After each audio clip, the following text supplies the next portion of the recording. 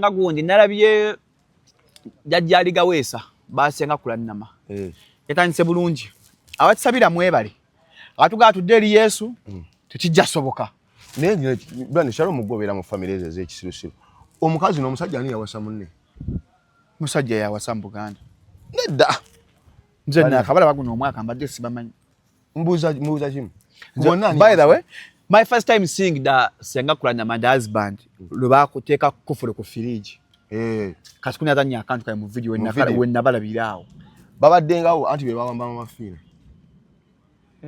bamujjako Ssenga Kulanama yagambye yamuwa obutwa yali best friend we yamuwa obutwa yali ani yakomyawo ndaga best yagaye mwegenjeza emikwano eyampa otwali best friend wange namulekeranga n'omwami wange nga ngenzi ebweru kati fe kyayagala tugenda kuyita mu bisiraani bye naffe bakwano baffe batuwa obutwa ye kyayagala nti wosomera mu ssomero omwana wo n'atayita essomero lye libe bbi fe tugyeyo abaana kale taata nedda anti Shalom bagala ebintu nga tewuza ate Katonda yakola abantu bwekuba buli omu acommunicating alowooza acommunicatinga n'abasiru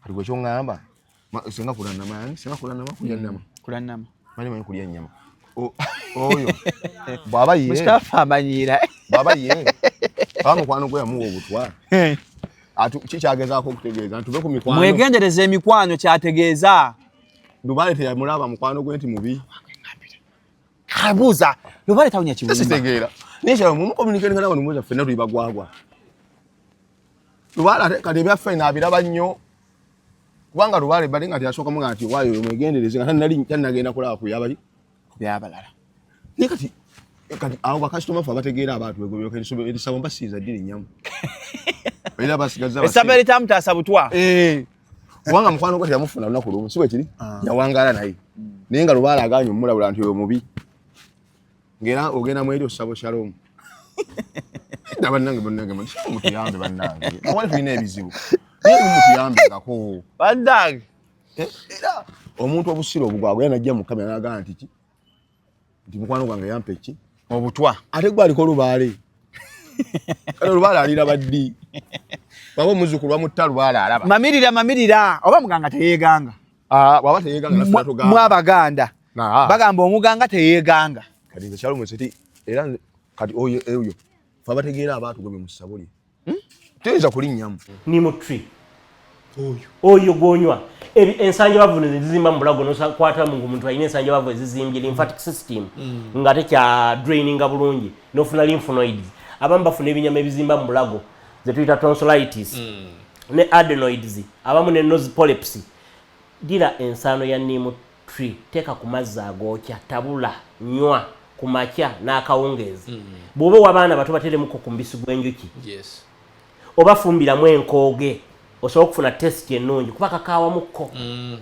okoleka sweeten kijja kuyamba okusaabulula tumors ezo abalina boils ejju terikukutte tulina ka neem oil oyisaako buyisa ono oil wa neem agoba amayute abalina what's ozimanyi ensundo mulimu ze tuyita facial what's mulimu ze tuyita genital what's ensundo ezikwata mu bifo ebizibu ebyekusifu oba ebyekyama ebuziba nosanga olina ensundo zonna zamujjula abamu babiyita binanansi abamu baziyita nsundo za kikula bwe kitya oba kitya nimu oilo ono musumulule teeka ku ngalo zo siiga awali ensundo nywa nimu powder wajja ogenda okuyita weeks 2 bwojja okulaba ddala guno omuti guyitibwa miracle tree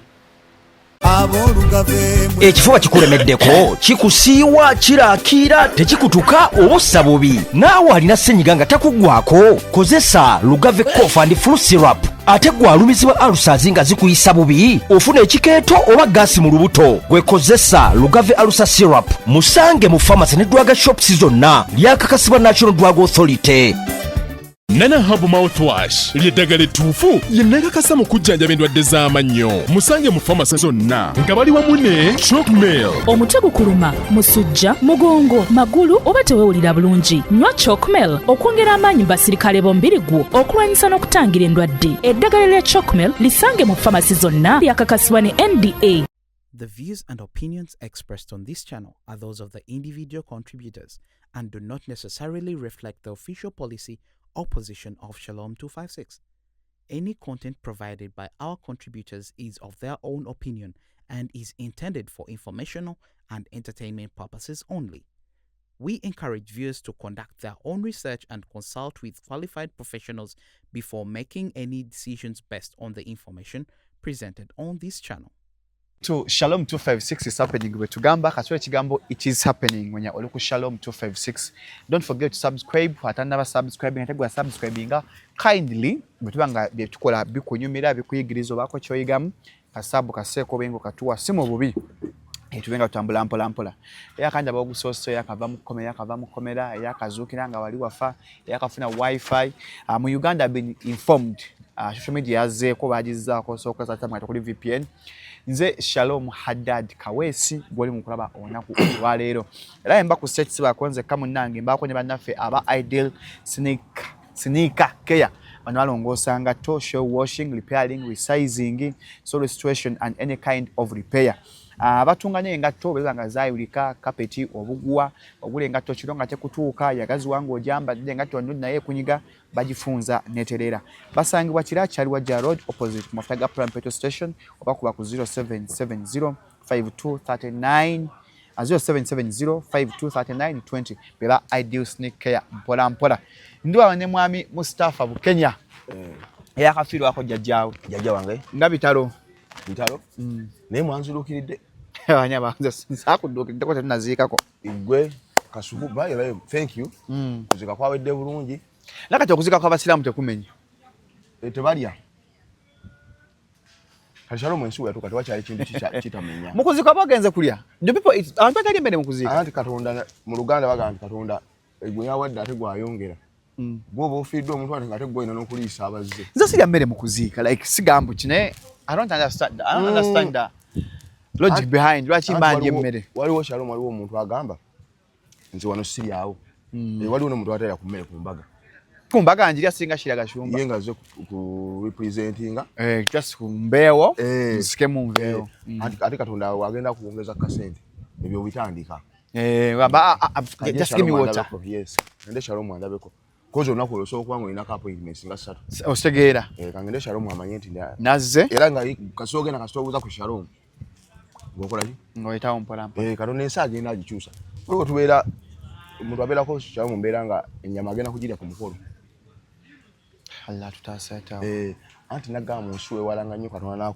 nakujja mu bwa pizza anti mwana yinki pizza anti mwana yinki Allah maswali ye mwavu ye mwolo yes buli omu ayiyiza gwe aleeta abayimbi abalira ku gwe abulira enjiri abalira ku gwe abala mwavu awo buli katonda buli osaba nnyo katonda ne family abajje mu bwa pizza anti abona nnyo omubbi abalira ku atunda eddaga itakola owa chachi abulira enjiri ku anti owa chachi abasuubi lwaki omwavu wayagala okwongera ku size anti omwavu oyo omulaba omwavu atasinga n'abagaga okwagala akaboozi anti omukazi ye TV ye internet ye omwavu aba n'omukazi bebasinga obungi anti ye akakasa abakazi ate abo baagalawo nnyo amanya agamba mbu lwaki omwavu abaayi mukakuba saluti munnange anti okuba saluti tukuli nakyo kijja buli mukomera ne mukomera sebo oyimukirayo oba nno mukambwe sawa mukomera anti lwaki sawa mukomera oyimukirayo sebo era ndo gwa twalayo obuseegu bono oyimuka buli lunaakutenda sawa beera mukomera wa kati awotewetaaga ssente niye omuntu olwana nnyo nti n'oba mu mbeera ya pizza nti abona Shalom anti omufere alumba pizza ye target eyo anja na project za milioni simama mitwalo 7 ndaba kati abantu abalanga mu project ya milioni emu no mugamba ikaleka nawe nti yagenda kutwala ttaka lya bimuli zizo sizina za milioni emu simaya 15 5 kwa 2 kyekyo kyogula mu kwano sente yo gwali ebweru otobu nga no muntu nagamba Shalom nti feeling awo ttaka emmotoka zigenda odisoma zigenda okuyaka milioni okusoba kati gonga mutatu oguze ttaka ogenda okusa ekizimbe nti milioni emu bagatunda je mbalabao neza gusigayina sinagane ningana nabantu milioni emu ddala really ngegwerawo mu bbalo omuntu anyimalawo ekiro kimu kulya buli wano mmere ng'eyiweddewo. Kati obadde ngamba okuzika kwawedde abantu basumbuye. Nakusumba batya gwe musika Asinze musika anti buli omu akulaba ku ssimu abamanyi olina ssente. Mustafa Uncle Mustafa abaana abatobo Uncle Mustafa buli atambuza essimu ati n'akulaba buli yali akoleko ku ssimu tolina ngeri gy'omukonvinsi nti anaffe zitubula so nkwatireko ono kizibu nnyo kati ewammwe nabo balina emba bagwazi nawekka emba azi kikyogezaako okutegeeza olwo oluba lwolina olwo lwa famire oluba olumanyi yejjo sibe kiri zeezo zolina gwolina emba anti n'omuntu alina kuba namba kuba ziba bbiri this side and this one anti ezo ziri extraordinary according to you or scientifically scientifically according to research emba zo nnene batya mpanvu like olinga ali amayirungi ninga olinga ogezaako kunkonvinsi nga Katonda yatondayo nze nzekka saako omuntu alina lubanga lulwo ebbanga ly'otambudde bbanga lyentambudde ensi eno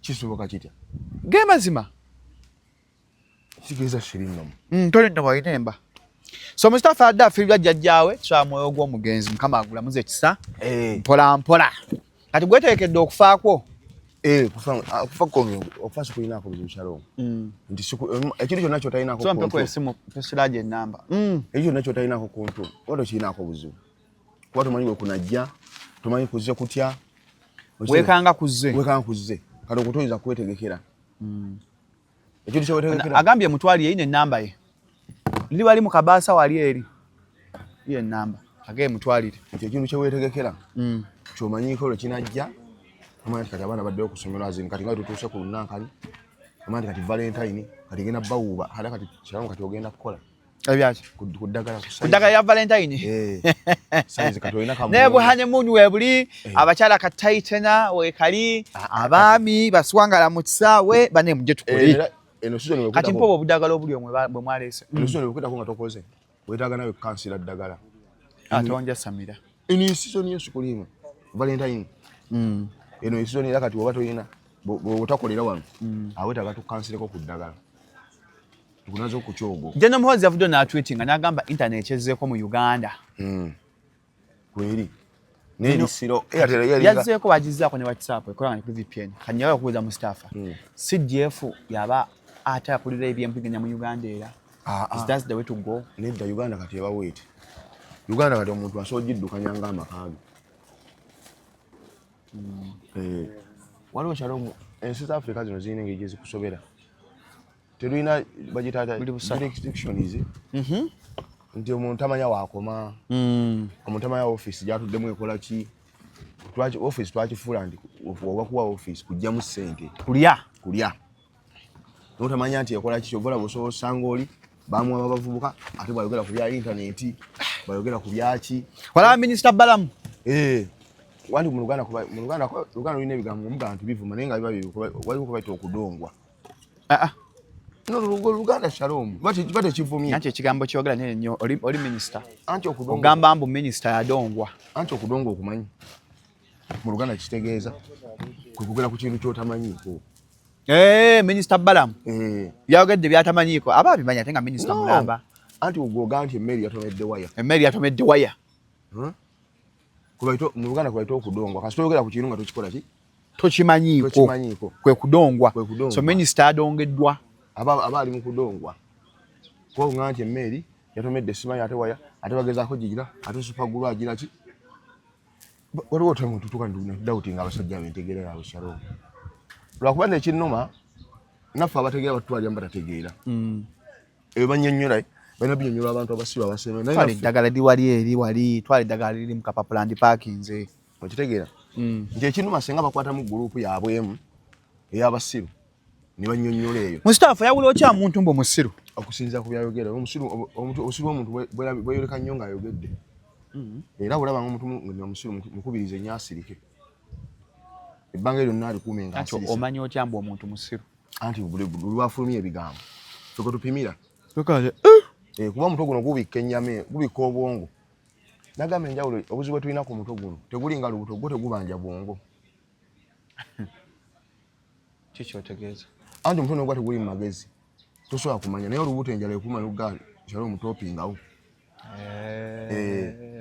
kano omuntu guno gwali baddeko engeri gudi alamu gye gutusinga nti amutuufu amagezi wetaaga mukati ku bwongo Katonda yalikola bubi ekiro kyo kinnuma singa twali Katonda yalikakiza netumukiza nakola amendments era minisita y'omu naga balamu abaana nnyo balondanga emirundi ebiri anti kati kyegambye ye kati anti kyegambye bana minisita bayiwa tebamanyi bwe bakoma oli minisita w'abaana jurisdiction ye kitegeze gwe n'ebyokulonda tonnatuuka ati w'abaana minisita minisita w'abaana ate nakola ki ebyokulonda bimuli wala nnyo alina kumanya bbeeyi ya bouncing castle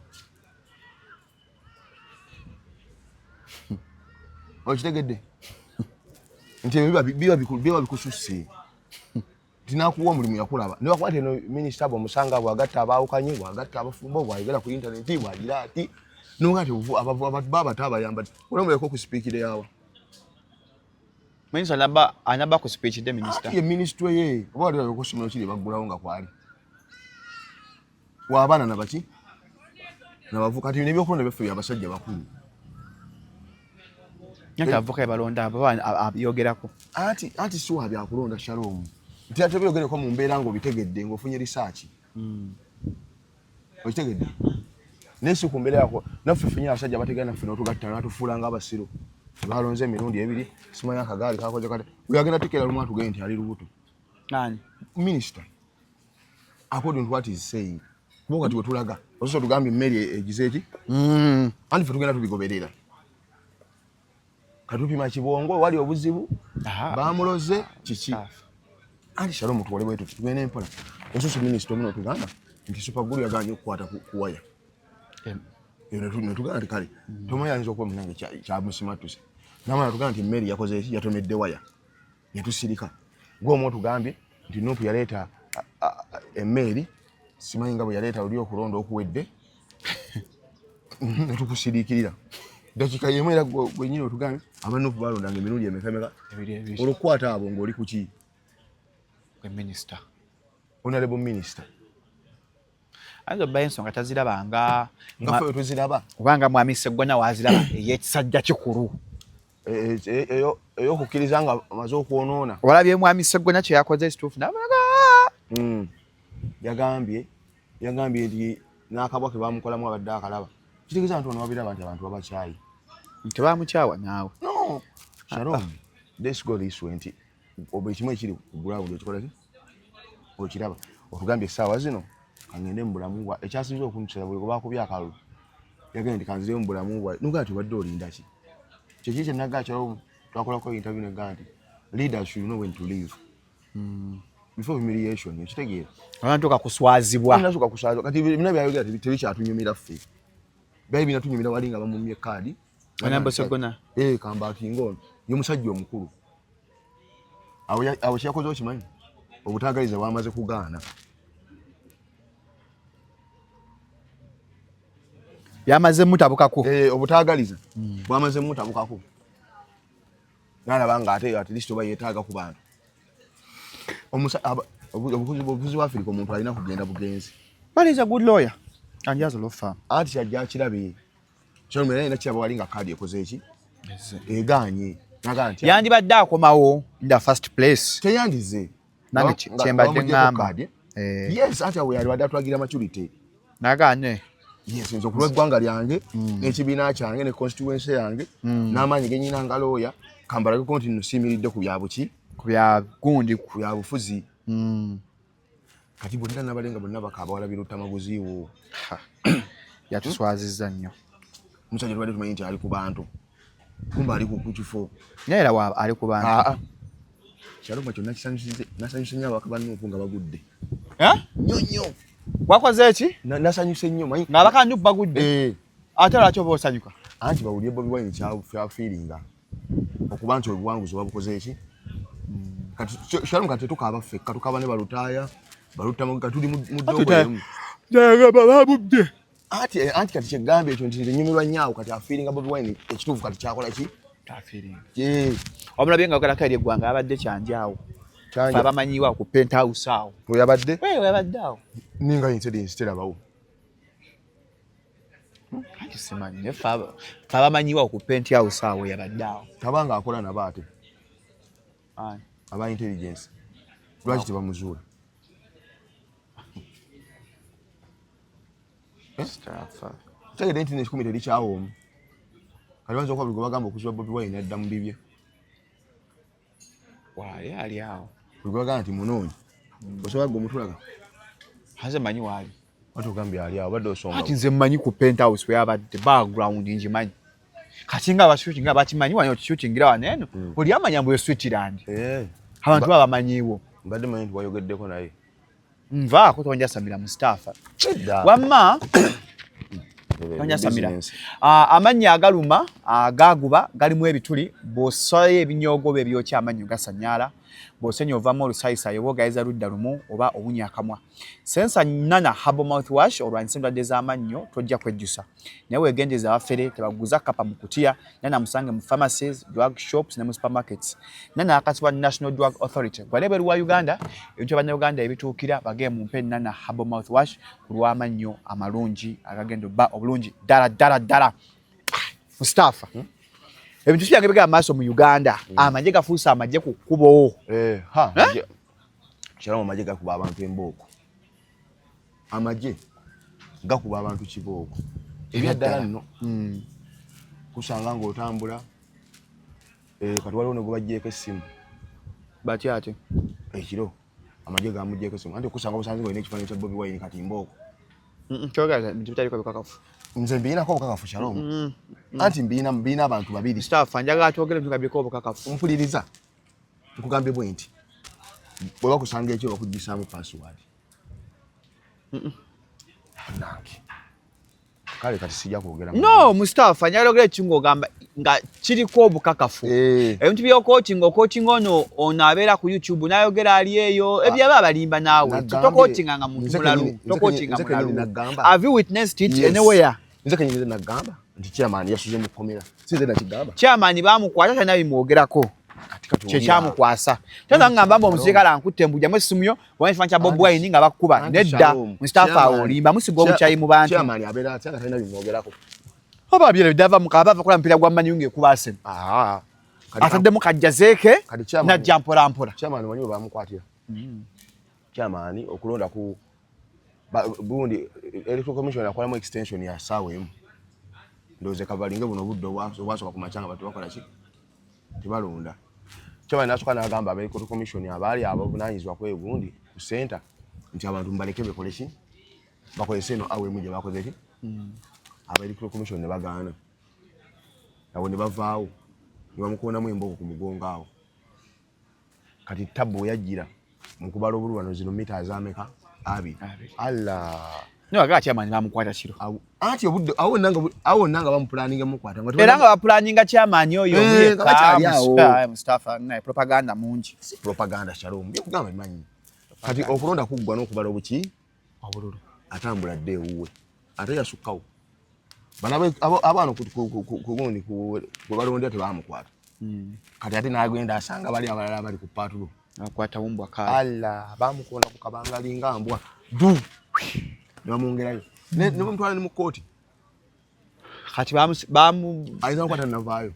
Kati abi following up. Aninga following. Era ba following. Gwe Mustafa.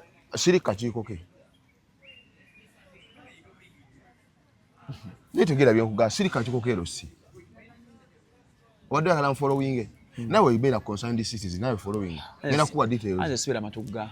Baga nti bakutewe matugga. Bakutewe matugga. Atobera wa. Oweza kunya betali ya matugga.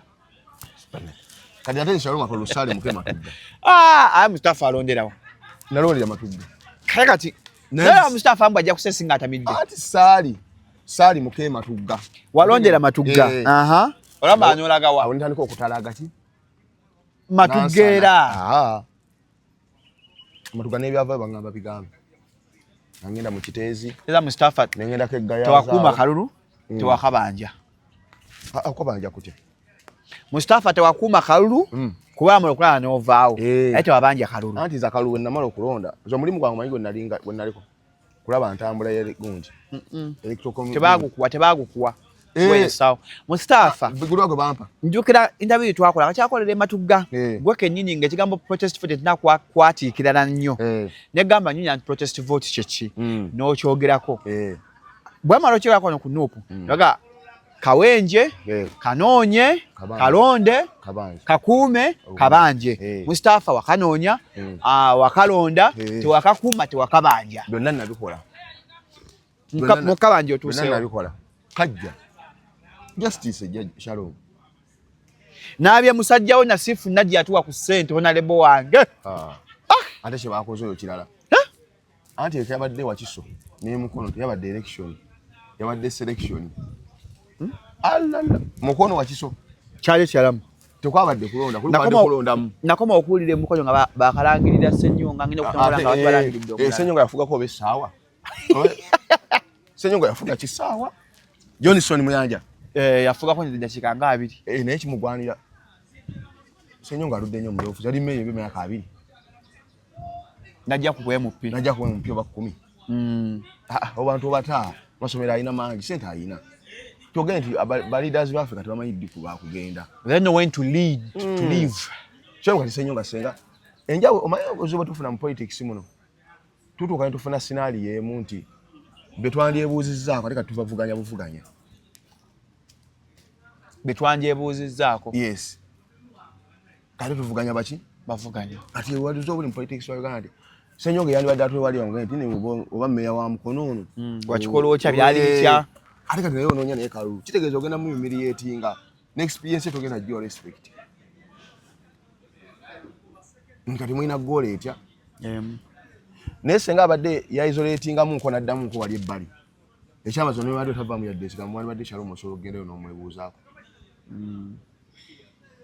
Abantu bagamba kyali mu kwogera nti adikaba kyagamba mbu mwami Robert Kyagulanyi Ssentamu aleme kuddamu kwesimba okuba president.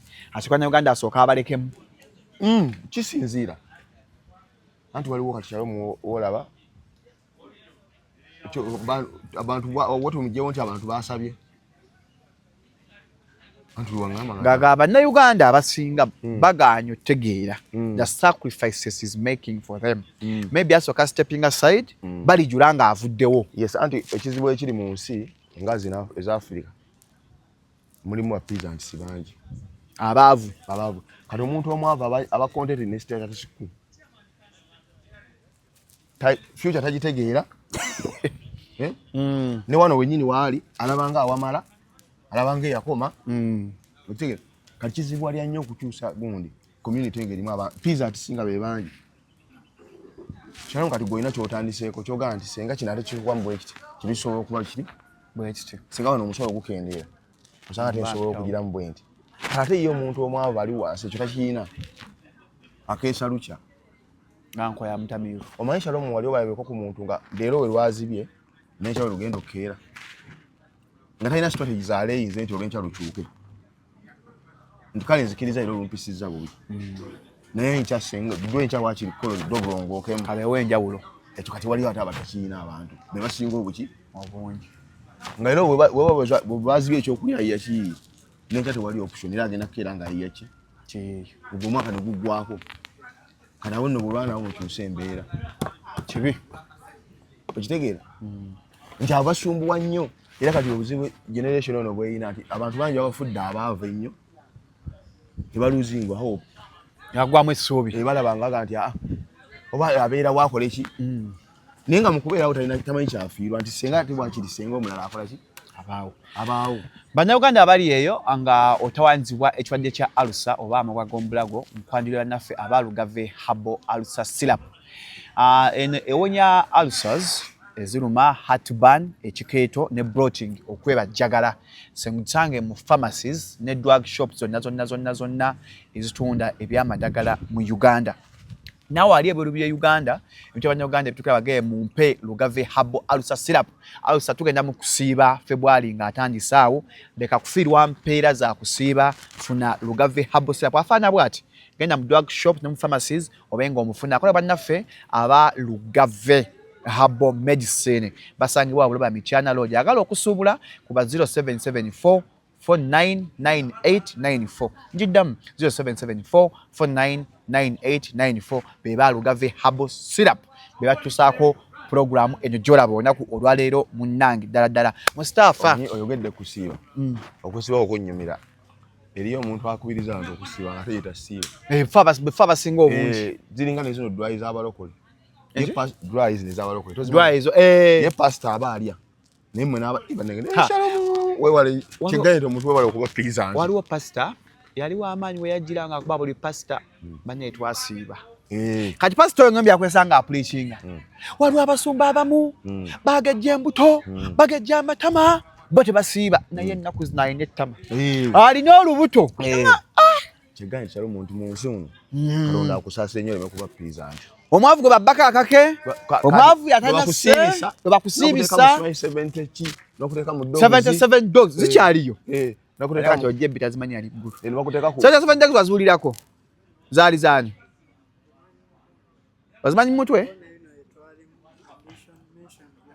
ambition mission byali bya waliwo ono P5 oyo owa P5 P5 yetandiketa yatandikanga ngeringa ya mwaka gumu ne kati buli mwaka kyalina ya mwaka yalinga ya nze yali ngenze kompana ndi mulokole kati nze P5 eyo njijjukira nga gundi ono akyakolayo tegusuula agundi ono yali akola ya maladde ku CBS ali kati ku BBS musajja akola program ya byofuzi yalitanga tamale emirundi baya bwanyo busuulwa Danistan busuulwa kati P5 ekyatanza Pastor Ssenyonga kulwanyisa 77 dogs bangagala kuteeka oli ku ttaka Days of Glory kajukira 77 yatandika ya Pastor Kayanja baserebu bonna abasinga ngagenda n'abawa sente ba Bad Black abalokose ba MC Katsi ba Kamini bonna Sengendo ono ayimba Sengendo yamuguli oba maka tumusoka kati abantu bagenda bangi wa Pastor Kayanja kane Pastor Ssenyonga naye n'akola 77 n'akola P5 kati nga Pastor Ssenyonga twasindikanga fire ebiri ebowa fire waliwo nabbi wa bulimba awo emulagaawo fire ata okugira fire mutukako mangu ngira mbugizi wali naye Mustafa ensinzibu ku bigambo Ssenyonga ne Pastor Bujingo badde byeyogerera tebanje kuttako mu ngalo ebyenfuna bireke naye natya Mustafa natya ebyenfuna I said wow ati osabanga nnyo Katonda n'obaawo bobaawo olaba ebintu byobadde tugenda Pastor Ssenyonga bwagamba oli waliwo omusumba wa Samalaya onye bwagamba waliwo akasajja mu kikaawo kafuuse ekizibu sajja kafuuse ekizibu awo tusabe kali gwe ne bakusabisa avudde naku ate gwe obongera Mustafa gwali nemba gwe bagamba siiba anti shalom nze nalabako kubalokola abo ng'asibisiza abanne dry eyo Nyadwa ina najisiba nga lwakukyuka kuno mbona nakula n'ennyono nze so sibe naku 3 anti walinga nga siri asinywa asibu sirumu kama anyamba osanga nsa kwentambulya Mustafa ku dry nze sejjusa nabe na edda nga nkyali wa dini nnyonnyo sibye jjusa anti no givaamu ngate nawe kutusiza no sajivaamu saago anti kati olimba sali Mustafa nkyali mulokole oyamanya kama face Kristo lwakubana deo mu church ya St Andrews na deo mbanglikani siasabira muzabalokole na deo mu church ya ngate oli mulokole ndi mulokole ngena dayo mu church ya phenomena bamuza tola gira nazeso nywezo nenele wayo gundi nabangi kana wayo bagita wete chanja ulo muko nane banya kati naddaye sicha amanyi nyo sicha nase wa musumba yandagula ko bagendo okuzala batamani ono we munyonyo nga pastor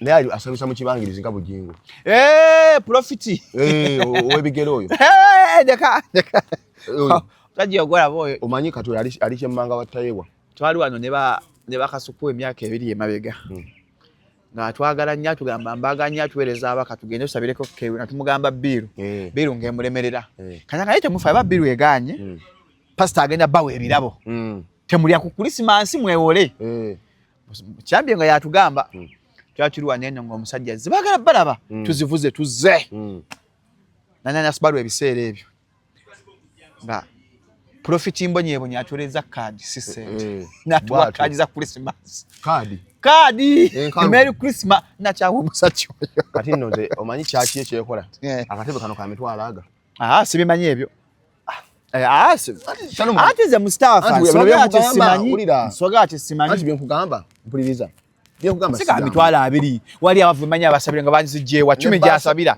yandijjewa sente Salomo oteberamu ebbaasa ekyo buli muzima kati akikola oteberamu ebbaasa wano bateeka wano ebbaasa oteberamu ebbaasa era waliwo obono emmotoka asabisa eddakiika aga kati wenkubuuza Mustafa should government regulate Pentecostal churches?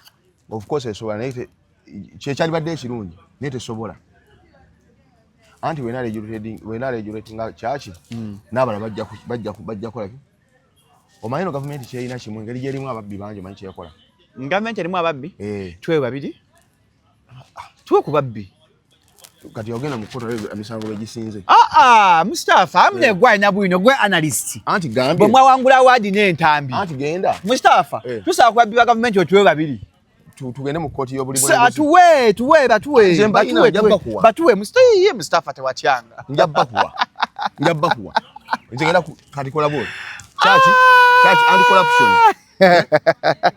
genda anti-corruption olabe beba yine kugana tebikola baganda bange mbanjulya Cokomelo Herbal Medicine abalwala nga festival ku kanyura immune system nafu obubiri kukusumbwa olwala mbusina musayi sina kimukwano genda ofune Cokomelo Herbal Medicine ona asangibwa mu pharmacies ne drug shops estunde mtu byonna mu Uganda na wali biru Uganda mtu byonna Uganda bitukira bageba mpeo ka Cokomelo obenga tolwala kateke mu handbag boot onywako obusanyikira busatu nobanga otambula oba nyo mulwadde kamutwalire kakasibwa National Drug Authority agalo kasobulo kateka mu pharmacy aliyeyo kwa kunamba esimu eno eri 0 namba Facebook eri 0 plus ensumbu yemu eno plus 256 39 20 81 170 genda yo mpola obenga okafuna bulungi nnyo ddala Shey banene aliwa Shey wange banna musomi wedduwa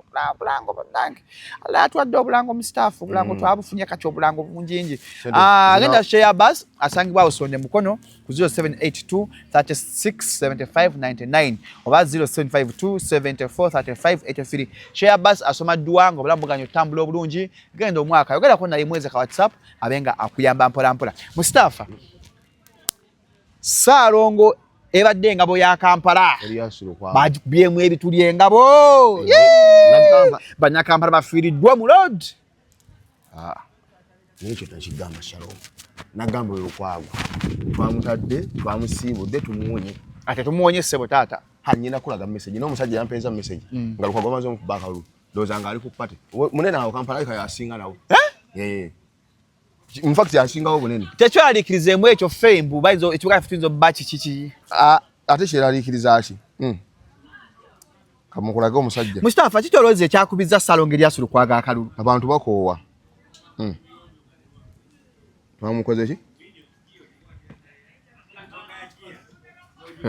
omulabi eryamusinga obunene Mustafa oyina ssente eryamusinga obunene ensi ki kyogamba Mustafa ensi yonna kubanga bakubye Lukwago akalulu ekyo kireetawo okweraliikirira osanga mbu omusajja adde w'amaanyi nnyo anti mugendanga mu election ebiba factors nyingi waliwako obukooyi nti olidde nnyo bannange ekimala kimala emyaka 2 mingi omanyi Shalom waliyo omuntu asobola okukukyawa nga ogaggawadde nnyo tetubalina wona babuuka obulango agamba ina obulango Shalom ajja tumulabye nnyo Shalom obuuka tumulagire oyo naye waali naye talina nonsonga waliyo n'akumma ssaabu agamba ajja funa abantu bangi Ndio kyomukola just abantu alabo omugendako omuleka mu bwavu alabo odduka abo nabo eki ate basinga obungi kyo omuntu akola nga tolina musango ninga alabo omugendako alabo odduka Shalom Health Services nagano omulage nenge emuli awo bani Shalom Health Services oyagala okwongera ku size oyo waali 0705271973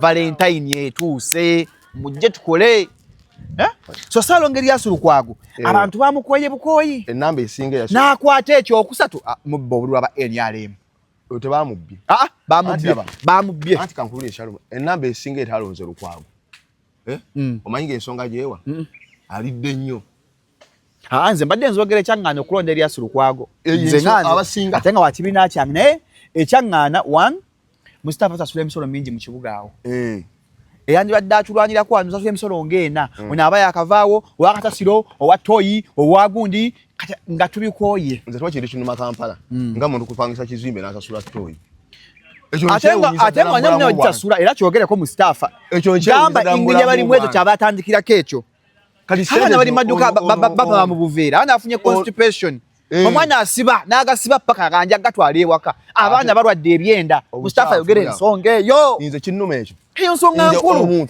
muntu kiwawa azimba ennyuma okimanyi toyi omusulo 5 wali 10 wali okuwanvuwa kati omwana kakyaga asiba abaana bafunye endwadde bajazi infection mu lubuto bannange toyi efuuse toyi Kampala gavumenti era nkuba omulanga ensonga yange yava yagula minisita abavubuka vayagula takyakola tukubira omulanga vayagula takyakola ono gwe mumira obupesa omira kakikumi tekakyakola n'osigala ng'oli bwoti minisita kufa talina buzibu omubiri mutandikamu drugs nyingi n'ogula kamagula sinafiiru penagula kati weebuuze ekikoze n'ekiganyo nga tosobola kiringa twabanga bana abatunda emmumbwa ate okuguza emmumbwa emunga ejjanjaba endwadde 10 ezo sizigula kasito ngambe eddagala n'endwadde omusota ogulumye abakyala abakalu abawunya alina kabootongo owa sinuses kati kyamazima eddagala ndwadde nnyo ligulwa nnyo Shalom nga lijjanjaba endwadde eta nola biva kyakola nti biva asangirwawo Mengo opposite Masengere ku 0752602427 ajjanjabisa butonde genda akujjanjabe amagumba ebisinuses byonna mwine ebyo ku 0752602427 abasajja wake up call ako kamwe biva twamukwata ndwadde z'abasajja ako kamwe ka wake up call ako okanywa bwoti nobanga atotambula mu nsonga z'omu kisenge njagala bali mwezo akereze ku ensonga ya toyi bali mweza atandikire ku toyi Mustafa nno nabba mbaka Mustafa oteseza nze ne musanyufu nsonga si ama toyi abantu abo balaba no safiko toyi efuse toyi no omuntu asasula kizimbe ebizimbe biri mu miliyoni 5 abantu baga basiba atenyuka ujoko musibo obuchafu budda munda kati omuntu omusaba sente basasula mwaka abamu mulimu n'abasasula ku bizimbe nga babizimba n'ekyalo mu muntu kibi nnyo n'omuggyako sente n'omusolooza omusolo n'omusasula layisinsi n'omusasula renti simanyi kasasiro ne toyi n'ogimumma toyi oli mukolera kyo mupangisa udda toyi ate nga fene waffe batunyigiriza ekizimbe kitaliko toyi bakiggala ate toyi neba yakusasula ene waffe toyi n'okolawo rento ezizo nga tekuli toyi bazigala ne waffe n'omala omusanga rento ezizo ate oli apangisizaawo nga zakusasula ne ero sejja talinaawo kabuyonjo so engeri abalimu ezo atandikire ku toilet asimbuliraawo tumanye nti bannakampala bagenda kweyamba omuntu agenda kupama nga talina buzibu tumale ku mulembe gw'abalimu ezo abantu bapama abantu bafuluma tugamba kupama omulembe gw'abalimu ezo bafuluma bulungi so tugamujjukirako ekyo omulembe gw'abalimu ezo abantu toys alinga waliwo toys za kesisi ezaakomawo bazire waliwo eryawo mu paaka ndabako be muli waggulu waliwo kati na bbaala wanya kusha square ku square yawo kati muno mu paaka empya mulimu toy mulimu toy eryawo nga ku police zikyakola simanyi nenga mwalimu na moto nje tulina okubuuza Jennifer Jennifer musi yakola yakola kyobola gende bali mwezo atulekerewako nti abantu ku mulembe gwe bafulumanga bulungi okitegeera nga ezo toyi Jennifer yazirekawo kati ye meya Lukwago alinawo ki meya Lukwago mpaayo kokake okuleka okuwaba emisanvu nga gya DP ne bamusasula okumanya omusajja omubi tawulezanga yadde abasiraamu omusango mamirira nenga tubadde ne meyo mamirira anko abasiraamu akimanyi nno batufaako kitono naye tubadde ne meyo omusiraamu okumala emyaka aga tatuwolezanga yadde omusango gw'omuzikiti buli abakyalo mwe mpamayiriza Mustafa osobola okulimba abanga musajja oyo yali awolezayoko ku basiraamu omuzikiti omusango gwonna ogw'omuzikiti babadde awo enakase abadde asinga kulopa ki DP DP smart nemulirira akawayire smart Mustafa ina bwino iyo anti in fact niza kwa mu Uganda kwa kyasinze okulirira Elias Ssalongo bamulirira buli kaseera kati guno bakuwangudde bali mu chemba balina ze bayita chemba ezo basasulira ezo bagirira biyundi zaabo kati omukulu ali mu chemba uyo naye afuluma ekibuga Shalom abantu abasinga abamisi. Sajja akalu. Abadde akwesa kayimba ka Red Banton sijja kuva Kampala ngani. Ate Red Banton yangana era baakira kasente. Ate nga akwesa kayimba ke. Badde mugumu nnyo. Era Mungu amututaasizaako butaasa. Mwaba mawuli abadde abawa. Era kati Mustafa mwete mwagala service delivery mwagala sente. That's tikyamwe tukivumirira ekyo. Kitya. Omukulembeze yenna waliwo amulyako service waliwo amulyako sente. Muchegede bulungi? Waliwo amwetagako sente. Abamuli bo amwetagako sente. Wamuli teetaaga service ya meya. Essimu yange eno gye nkutte nga sinagenda wala. Nkujjukiza naffe abalugave herbal cough and flu syrup abalina ssenyiga ekifuba ekitakutuka ekyomunda n'okulaakirira bino ebyo. Kuba ku namba y'essimu eno 0774 499894 abagala okusuubula genda ofune lugave herbal cough and flu syrup obenga oterera ebyo sinuses ebyo obudde bunnyogoga biki byonna genda abenga obijjanjaba. Monitor ekubya omutwe olunaku olwaleero ewandiise bweti mani monitor eyo njagala nnyo enkolera nange njikootinga nnyo. Monitor ewandiise 40 years of no change nisaka enkofira ya President Museveni kitegeeza kyekyo Mustafa gunyumye kati tujja kukyalira gujja kunyumirayo no gunyumye anti change eno ogulabye banaye ngwagadde nnyo ekigambo change kino kiraba kati wano tuba tugenze mu luzungu 40 years of no change emyaka 4 twali nkyukakyuka 1986 2026 kati olaba oluzungu luzibu nnyo kati change how kati ayinza okuba nga onategeeza change ne leadership kati nga oba soko ku infrastructure olabe wawa Lolo Costa. The ruling NRM party will today mark 4 decades since it fought back and nailed to seize the reins of government. The journey has been a mixed bag with some achievement that it can show it can deliver the goods, yet also riddled with broken promises and creeping return to the very evil that once drove the country to take up that armed fight them. Bebavumiriranga ati byebiriwo embuzi anti yegundi eno gye basomanga mu France nti they learned nothing and forgot nothing. Tosomanga about King Louis the 16th. Mukwana fe twalina obwongo gye twakola mwe mwakola. Anti kati yayinanga omukazi. By the way, she is considered to be one of the most beautiful ladies the world has ever had. Tewa mulabako. History batekewo biteeke. Kati Mustafa nano Mustafa olaba. Bugenda fata emyaka 10. Bagambe there was a bright man. Kati an intellectual Mustafa nenga fa abali ne tukumanyi. Nga kingani musiru.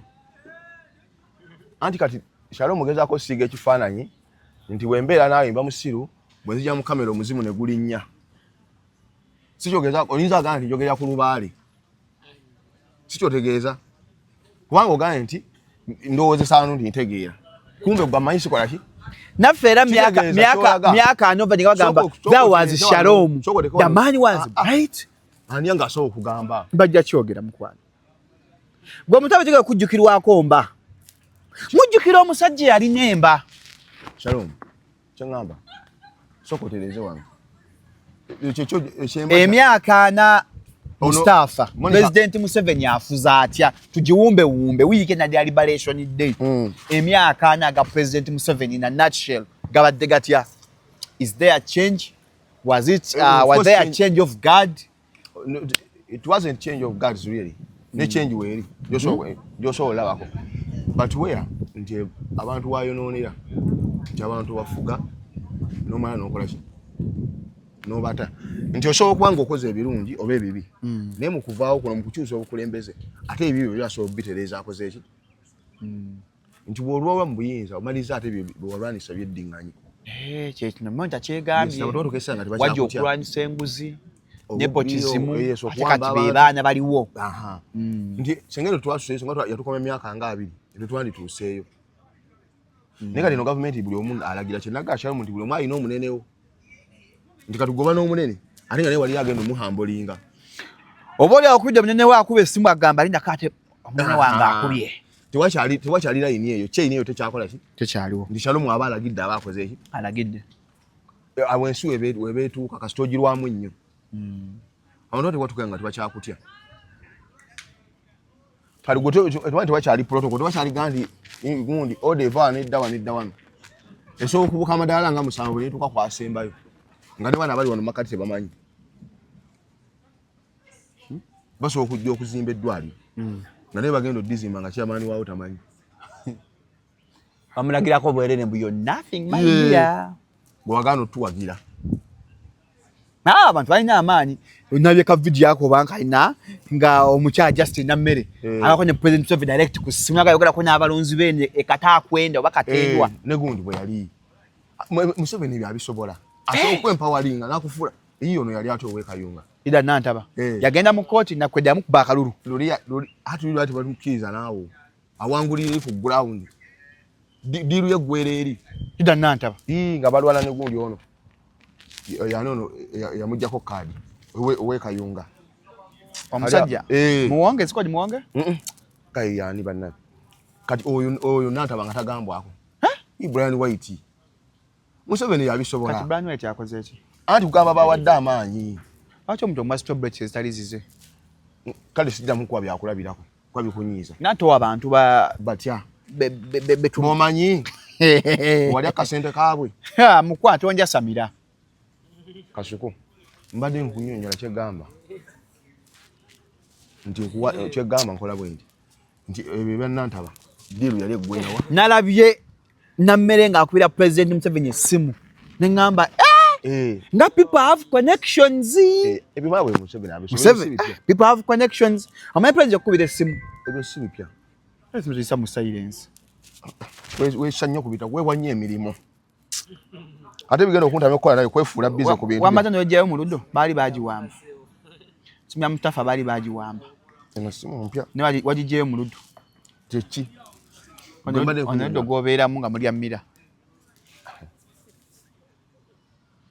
tuba tulekera era bw'omala okulambuza nti ottaka ng'odda ku mmira ate bagenda kukola ki ekirala mbadde ngamba nze sobo nyina emirimu nyina omuzikiti gwenkulira wava my dead body mpozi security nga gwagukuuma olw'endabikayo okanga ababbi abazze okubba kulaani ab'ebitiibwa omanyi bano banene endowooza nyina omuzikiti gwenkulira nyina gyenjaziina Allahu akbar kusaawa emu onyejuzu mmeka musaale ogenda kumpa mulimu kugambe nyina omuzikiti gwenkola ki nyina gyenkulira gyenjaziina Mustafa weekazizza nga gundi nalabye jjajja aligaweesa Ssenga Kulanama yatandise bulungi abatusabira mwebale atugaa tudde eri Yesu tekijja soboka naye bani shalo mugobeera mu famire ezo ez'ekisirusiru omukazi n'omusajja ani yawasa munne musajja yawasa mu Buganda nedda nze nakabala baguno omwaka mbadde sibamanyi mbuuza kimu by the way my first time seeing the Ssenga Kulanama and husband lwe baakuteeka kufule ku firiji kati kunazanya akantu kali mu video wennabalabira awo babaddengawo anti be bawamba amafiina bamujjako Ssenga Kulanama yagambye yamuwa obutwa yali best friend we yamuwa obutwa yali ani yakomyawo yagaye mwegendereza emikwano eyampa obutwa yali best friend wange namulekeranga n'omwami wange nga ngenzi ebweru kati ffe kyayagala tugenda kuyita mu bisiraani bye naffe bakwana baffe batuwa obutwa ye kyayagala nti wosomera mu ssomero omwana wo n'atayita essomero lye libe bbi ffe tugyeyo abaana kale taata nedda anti kyalo munobagaa ebintu nga tewuza ate Katonda yakola abantu okuba buli omu acommunicating alowooza acommunicatinga n'abasibe kati gwe kyoŋŋamba Ssenga Kulanama Kulanama manyi kulya ennyama oyo bw'aba ye Mustafa amanyiira bw'aba ye mukwano gwe yamuwa obutwa kikyagezaako okutegeeza ntuve ku mikwano mwegendereza emikwano kyategeeza Lubale teyamulaba mukwano gwe nti mubi kabuuza Lubale tawunya kibulimba sitegeera naye kyalo mumukomuniketinga n'abantu mweza ffenna tulibagwagwa Lubale ate kati ebyaffe naabiraba nnyo kubanga Lubale bali nga tyasookamu nga nti waayo mwegendereze nga tannagenda kulaba kuyabali byabalala naye kati awo bakasitoma ffe abategeera abantu erisabo mbasiiza ddiri nnyamu era basigaza essaba eritamutaasa butwa kubanga mukwano gwe teyamufuna lunaku lumu si bwe kiri yawangaala naye naye nga Lubale aganye omulabula nti oyo mubi ngera ogenda mu eryo ssabo Shalom bannange mutuyambe bannange awali tulina ebizibu naye mutuyambengako bannange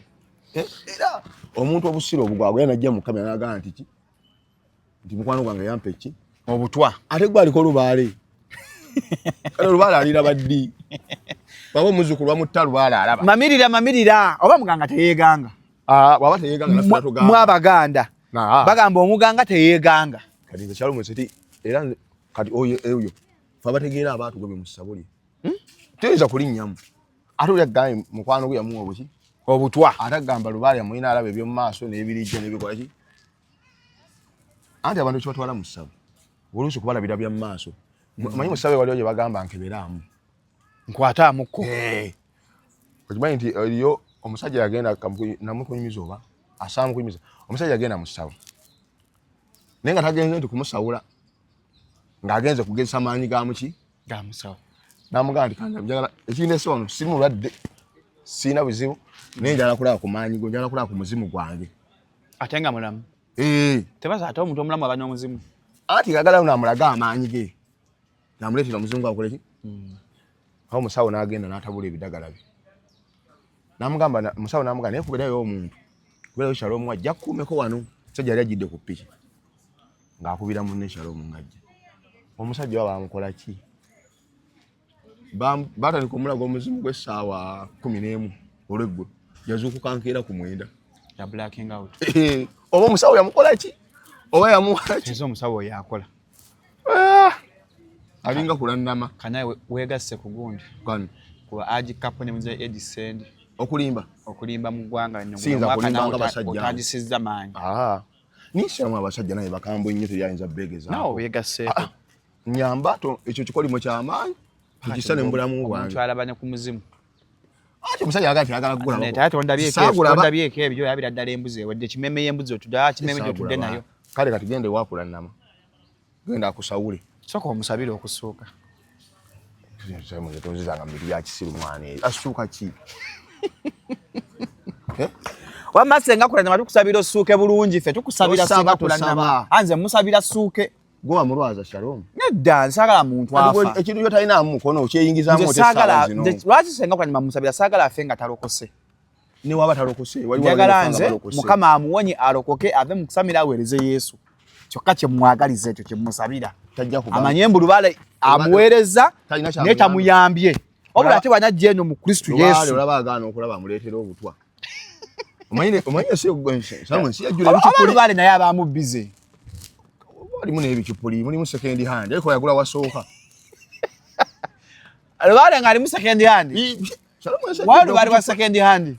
Katugambe ki munnange. Mwata so akulaba ng'omuntu akuwo. Yagula lubale nkola nkadde ndowooza yagula wasooka. Naye nze musabira era Ssenga Kulanama mama nkusabira. Njagala okwebaza omwamu ebambi amujjanjabye. Atu update ku update. Omusajja asajja mwiga okubeererawo abakazi. I was very happy when I asobola omubeererawo ng'afa ddi afuge. Ekyo kisoboka. Anti sympathy wagaye omusajja mutuufu yajjanjaba mukazi we ne watwala ebintu.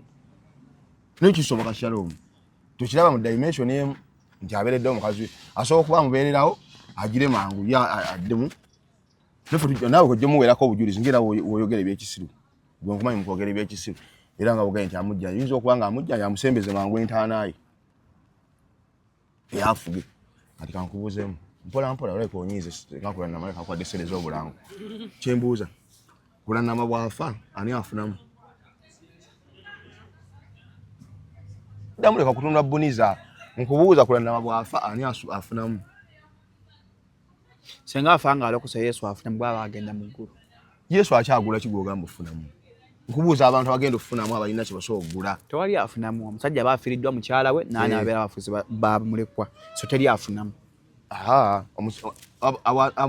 Ate mulimu n'abaana era bagenda okufunamu. Anti Shalom omuntu waafa mulimu abaana abafunamu. Nga ofuuse ekizibu lenti yenna bwemwekuŋŋaanyizaako. Wummulamuko.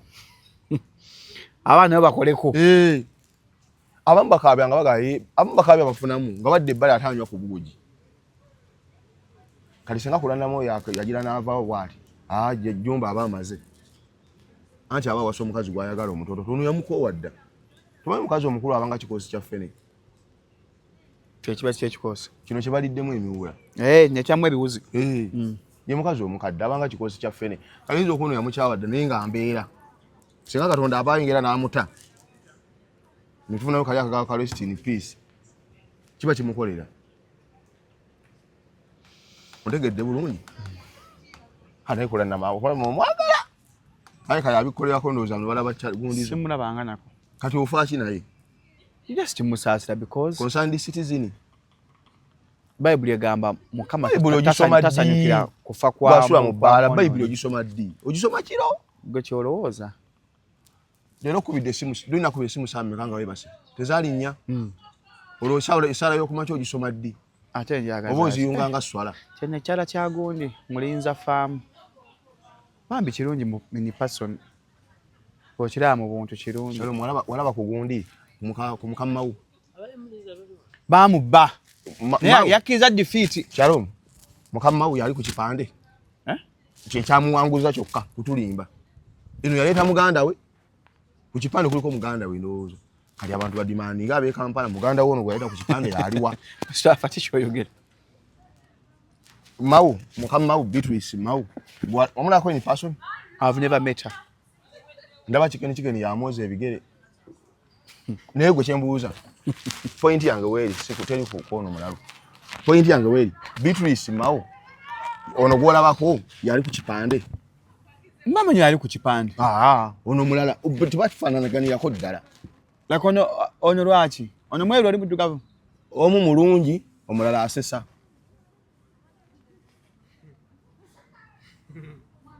Omu mulungi kati gwe nawe nga oli manyi oli musajja mukulu noyinza okuba omukulu atategeera obanga oli musajja mukulu byonna gwe ddawe wetegereza ekipande ne Beatrice Mau ezo nizo factors zimwe zamuleetedde okugira ki anti yali ayagala tusala nsawo nga Nabila leka nkubuulira emboozi gwe kikola entuka ku bantu bonga Shalom nga gwe mba mpuliriza anti yali ayagala kwesaka na kodoka Nabila omanyi Kampala yatuwanguzanga kipande abantu nga balonda oli omukazi anyirira kutekia kumeka Nabila.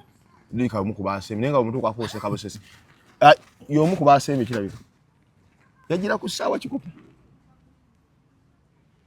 Yayina basawa oba kikopo oba kamuli. Yayina gundi akabonero ke.